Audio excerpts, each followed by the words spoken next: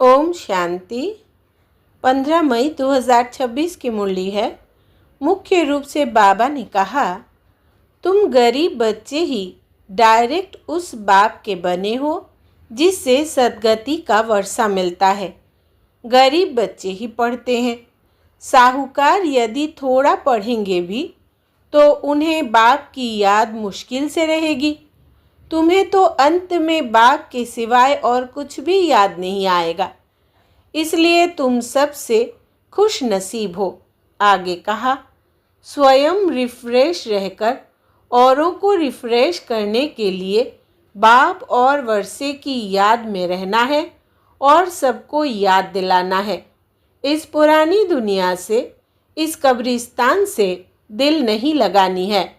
शांति धाम, सुख धाम को याद करना है। स्वयं को देवता बनने के लायक बनाना है। अब सुनते हैं महावाक्यों को विस्तार से। बाबा ने कहा, मीठे बच्चे, यह दुनिया कब्रिस्तान होने वाली है, इसलिए इससे दिल नहीं लगाओ, परिस्तान को याद करो। प्रश्न है, तुम गरीब बच्चों जैसा खुशनसीब दुनिया में कोई भी नहीं। क्यों?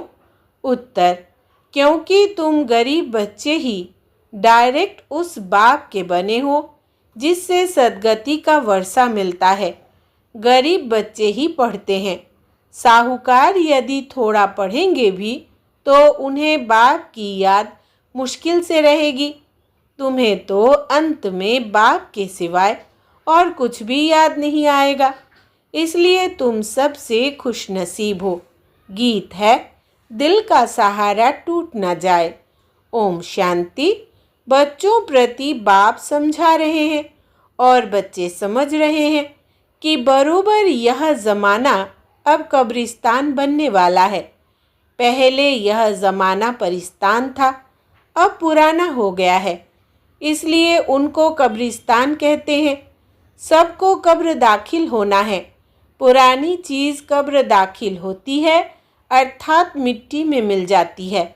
यह भी सिर्फ तुम बच्चे ही जानते हो, दुनिया नहीं जानती। कुछ विलायत वालों को मालूम होता है कि कब्र दाखिल होने का समय दिखता है। तुम बच्चे भी जानते हो कि परिस्तान स्थापन करने वाला हमारा बाबा फिर से आया हुआ है। बच्चे यह भी समझते हैं, अगर इस कब्रिस्तान से दिल लगाई तो घाटा पड़ जाएगा। अभी तुम बेहद के बाप से बेहद सुख का वर्षा ले रहे हो, सो भी कल्प पहले मुआफिक। यह तुम बच्चों की बुद्धि में हर कदम रहना चाहिए, तो यही मन मना भव है। बाप की याद में रहने से ही परिस्तानी बनेंगे। भारत परिस्तान था और खंड परिस्तान नहीं बनते हैं। यह है माया रावण का पंप। यह थोड़ा समय चलने वाला है। यह है झूठा शो, झूठी माया, झूठी काया है ना। यह पिछाड़ी का भव का है। इनको देखकर समझते हैं स्वर्ग तो अभी है, पहले नरक था। बड़े बड़े मकान बनाते रहते हैं। यह 100 वर्ष का शो है। टेलीफोन, बिजली, एरोप्लेन आदि यह सब 100 वर्ष के अंदर बनते हैं। कितना शो है, इसलिए समझते हैं स्वर्ग तो अभी है। दिल्ली पुरानी क्या थी, अभी नई दिल्ली कैसे अच्छी बनी है। नाम ही रखा है न्यू दिल्ली। बापूजी चाहते थे नई दुनिया राम राज्य हो, परिस्तान हो। यह तो टेम्परेरी पंप है। कितने बड़े बड़े मकान, फाउंटेन आदि बनाते हैं। इनको आर्टिफिशियल स्वर्ग कहा जाता है, अल्पकाल के लिए। तुम जानते हो, इनका नाम कोई स्वर्ग नहीं है, इनका नाम नरक है। नरक का भी एक शो है। यह है अल्पकाल का शो। यह अभी गया कि गया। अब बाप बच्चों को कहते हैं, एक तो शांति धाम को याद करो। सब मनुष्य मात्र शांति को ढूंढते रहते हैं, कहाँ से शांति मिलेगी। अब यह सवाल तो सारी दुनिया का है कि दुनिया में शांति कैसे हो। मनुष्यों को यह पता नहीं कि हम सब वास्तव में शांति धाम के रहने वाले हैं। हम आत्माएं शांति धाम में शांत रहती है, फिर यहाँ आती है पार्ट बजाने। सो भी तुम बच्चों को मालूम है। अभी तुम पुरुषार्थ कर रहे हो सुखधाम जाने वाया शांति धाम। हर एक की बुद्धि में है हम आत्माएं अभी जाएंगे अपने घर शांति धाम।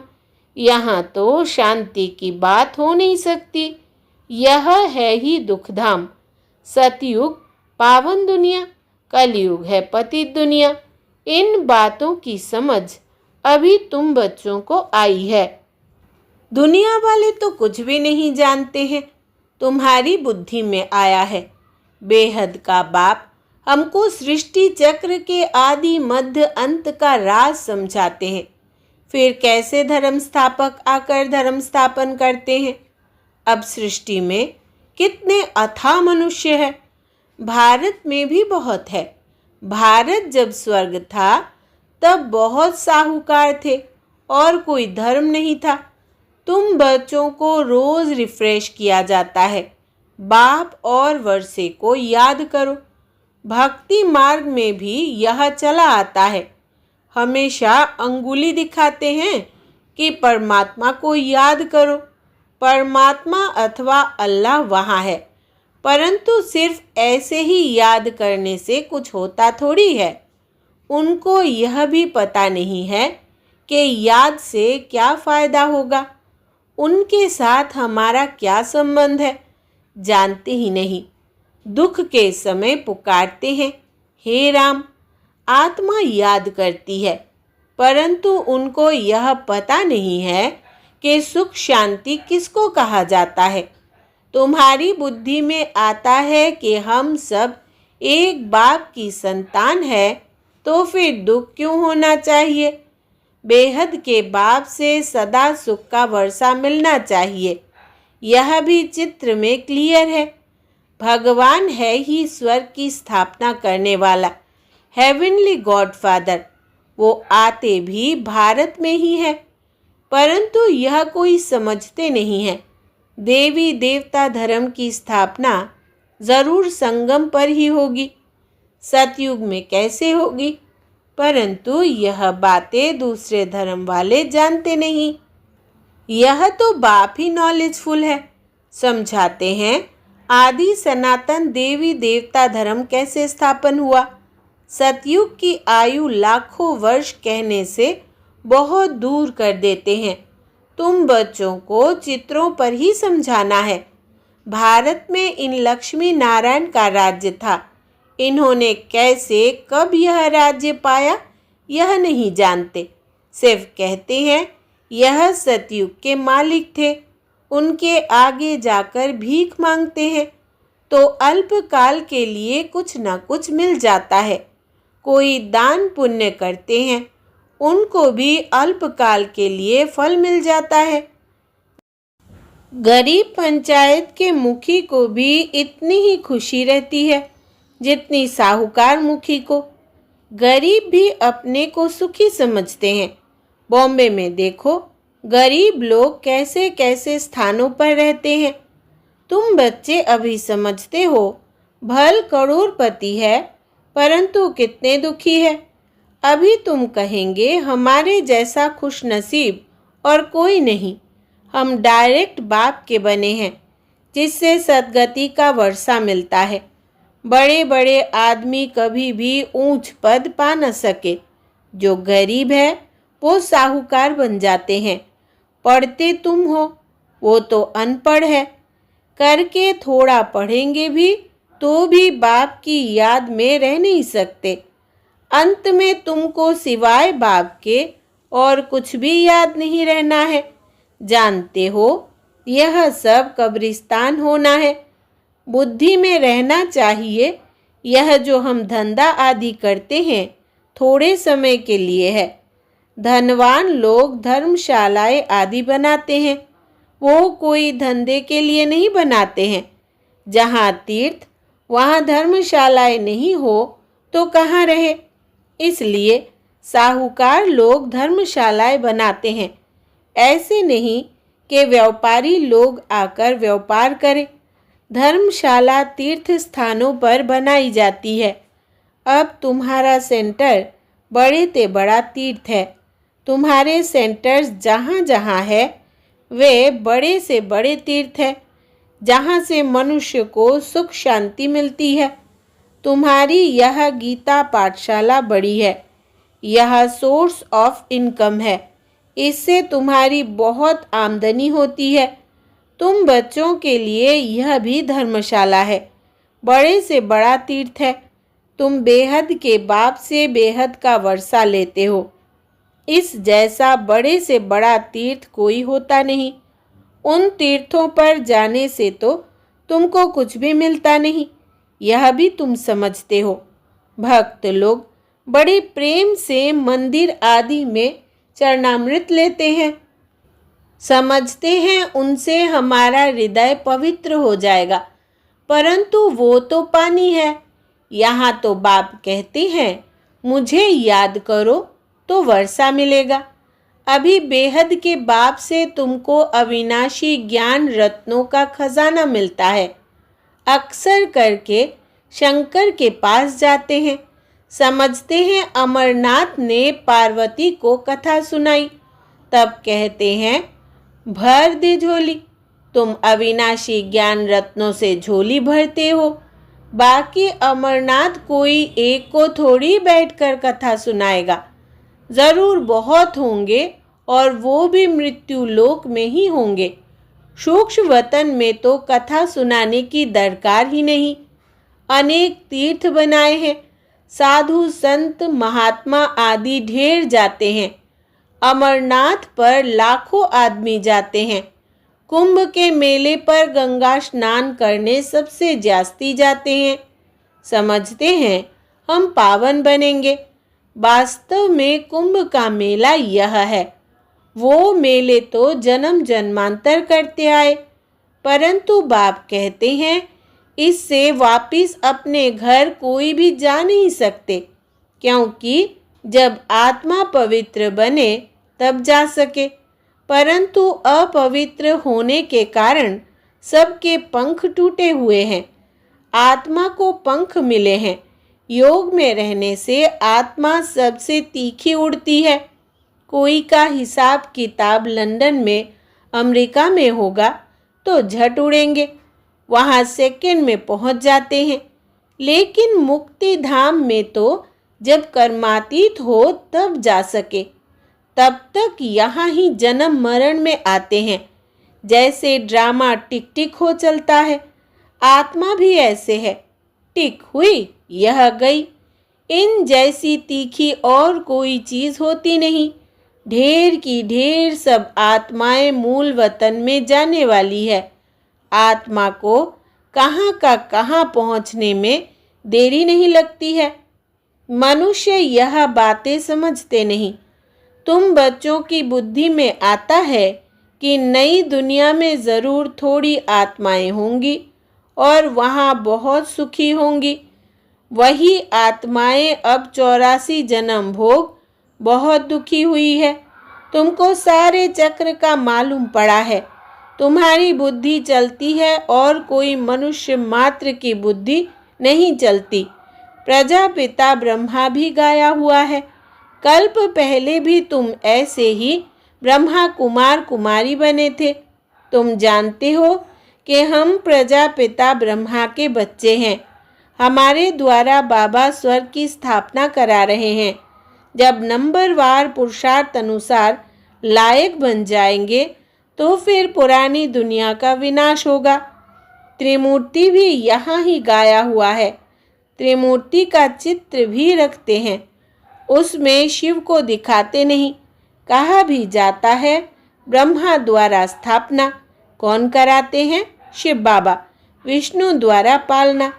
तुम ब्राह्मण अभी लायक बन रहे हो देवता बनने के लिए। अभी तुम वो पार्ट बजा रहे हो, कल्प के बाद फिर बजाएंगे। तुम पवित्र बनते हो। कहते हो बाबा का फरमान है काम रूपी शत्रु को जीतो, मामेकम याद करो, बहुत सहज है। भक्ति मार्ग में तुम बच्चों ने बहुत दुख देखे हैं, करके थोड़ा सुख है तो भी अल्पकाल के लिए। भक्ति में साक्षात्कार होता है, सो भी अल्पकाल के लिए तुम्हारी आशा पूरी होती है। यह साक्षात्कार होता है, वो भी मैं कराता हूँ। ड्रामा में नूंद है, जो पास्ट हुआ second by second drama shoot किया हुआ है। ऐसे नहीं कहते हैं अब शूट हुआ, नहीं, यह तो अनादि बना बनाया ड्रामा है। जितने भी एक्टर्स हैं सबका पार्ट अविनाशी है। मोक्ष को कोई नहीं पाते हैं। सन्यासी लोग कहते हैं हम लीन हो जाते हैं। बाप समझाते हैं तुम अविनाशी आत्मा हो। आत्मा बिंदी है, इतनी छोटी सी बिंदी में 84 जन्मों का पार्ट नूंधा हुआ है। यह चक्र चलता ही रहता है। जो पहले पहले पार्ट बजाने आते हैं वही 84 जन्म लेते हैं। सब तो ले ना सके। तुम्हारे सिवाय और कोई की बुद्धि में यह नॉलेज नहीं है।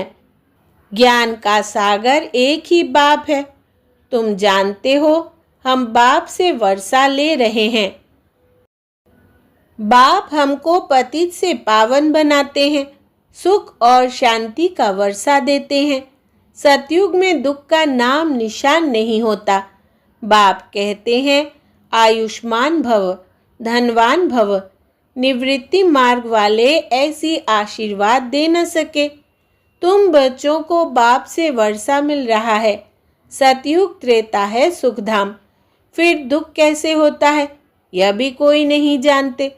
देवताएं बाम मार्ग में कैसे जाते हैं वो निशानियां हैं।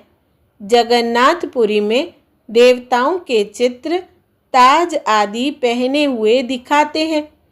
फिर गंदे चित्र भी बनाए हैं, इसलिए उनकी मूर्ति भी काली रखी है, जिससे सिद्ध होता है देवताएं बाम मार्ग में जाते हैं तो अंत में बिल्कुल काले बन पड़ते हैं।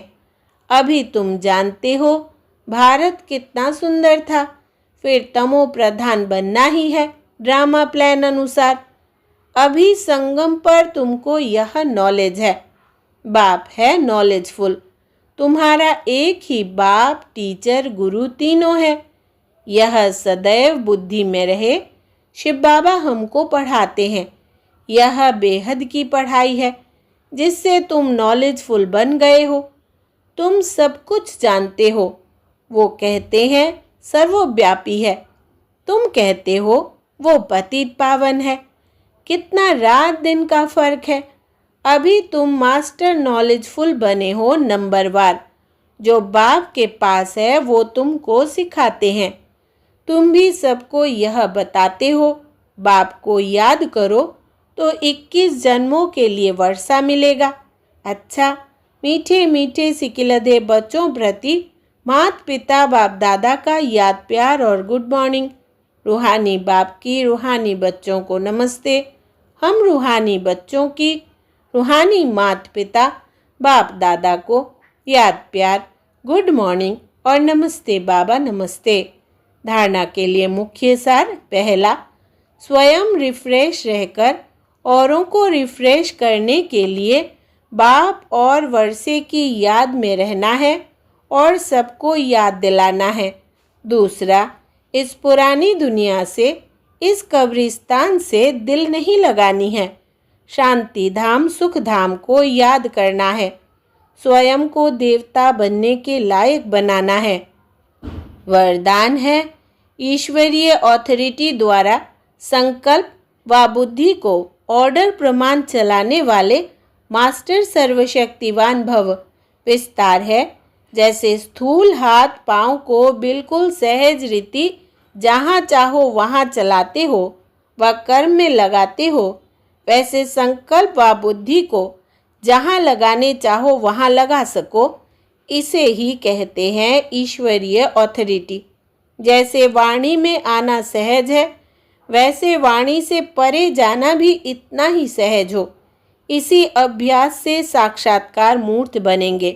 तो अब इस अभ्यास को सहज और निरंतर बनाओ, तब कहेंगे मास्टर सर्वशक्तिवान।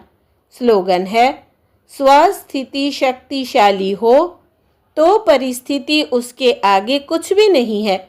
स्वस्थिति शक्तिशाली हो तो परिस्थिति उसके आगे कुछ भी नहीं है।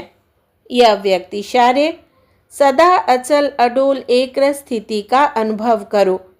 आपके एक रस अचल स्थिति का ही यह अचल घर यादगार है। जैसे बाप दादा एक रस रहते हैं, वैसे बच्चों को भी एक रस रहना है। जब एक के ही रस में रहेंगे तो एक रस अवस्था में रहेंगे। क्यों शब्द की निशानी क्वेश्चन मार्क सभी से टेढ़ा होता है।